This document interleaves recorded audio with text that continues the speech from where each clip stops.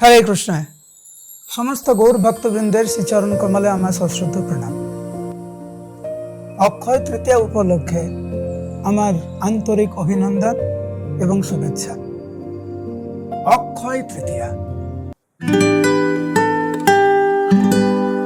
এই দিব্য তিথিতে আপনি যা সেবা করবেন সেই সেবার ফল অক্ষয় হয়ে থাকবে। এই দিব্য তিথিতে অনেক ঐতিহাসিক ঘটনা ঘটেছিল, তার মধ্যে কয়েকটি আমি উল্লেখ করার চেষ্টা করছি। ব্রহ্মা এই দিনই সৃষ্টির শুভারম্ভ করেছিলেন। সপ্তযুগের প্রথম দিনই কিন্তু এই অক্ষয় তৃতীয়াতে। ভগবান কৃষ্ণের চন্দন যাত্রা এই দিনেই শুভারম্ভ হয়। কেদারনাথ বদ্রীনাথের দর্শন অক্ষয় তৃতীয়াতেই শুরু হয়। কেদারনাথ, বদ্রীনাথ, গঙ্গোত্রী, যমুনোত্রী, এই যে চার ধামের যাত্রা এই অক্ষয় তৃতীয়াতেই শুভারম্ভ হয়। ভগবান শ্রীকৃষ্ণ দ্বারকাতে ওনার পরম বন্ধু সুদামার সাথে এই দিব্য তিথিতে সাক্ষাৎ করেছিলেন। সূর্যদেব এই দিব্য তিথিতে পাণ্ডবদেরকে অক্ষয় পাত্র দান করেছিলেন। এই সেই দিন যেদিনকার মা গঙ্গা আমাদের মতো বদ্ধজীবদেরকে উদ্ধার করার জন্য এই পৃথিবীতে এসেছিলেন।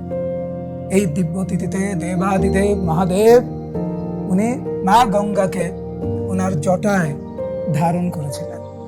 ভগবানের অবতার পরশুরাম এবং হয়গ্রীবের শুভ আবির্ভাব তিথি এই অক্ষয় তৃতীয়াতে। মহাভারতের রচনা এই দিব্য তিথিতেই শুরু হয়। জগন্নাথ পুরী ধামে এই অক্ষয় তৃতীয়াতেই প্রত্যেকটি বছর জগন্নাথ, বলদেব এবং সুভদ্রা মহারানীর রথ তৈরির কাজ এই দিনেই শুভারম্ভ হয়। এই দিব্য তিথিতে প্রয়াগরাজ পবন সরোবরে আবির্ভূত হয়ে নিজেকে ধন্য করেন। যে কোনো শুভ কার্য সম্পাদন করার জন্য শুভ লগ্ন কিন্তু অত্যন্ত গুরুত্বপূর্ণ ভূমিকা পালন করে।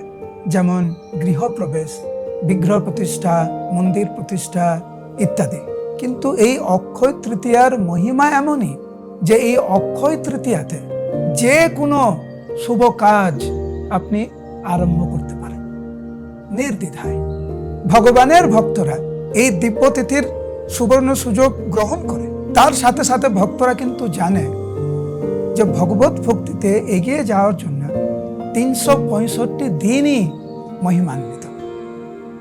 ভগবত ভক্তিতে এগিয়ে যাওয়ার জন্য, কেবলমাত্র কৃষ্ণের সন্তুষ্ট বিধানের জন্য এই দিনে ভগবত ভক্তরা আরো হরিনাম সংকীর্তনে মনোনিবেশ করে, ঐকান্তিকতার সহিত জপ করে, বৈষ্ণব সেবা করার চেষ্টা করে, গো সেবার চেষ্টা করে।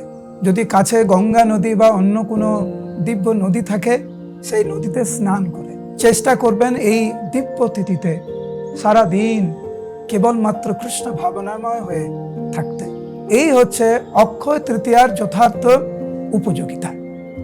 আমার একটা বিশেষ অনুরোধ আপনাদের কাছে যে এই দিব্য তিথিতে আমাদের পরমারাধ্য গুরুদেব শ্রী স্বামী জয়প্রতাপ স্বামী গুরু মহারাজের জন্য দয়া করে বিশেষভাবে প্রার্থনা করবেন ভগবানের কাছে।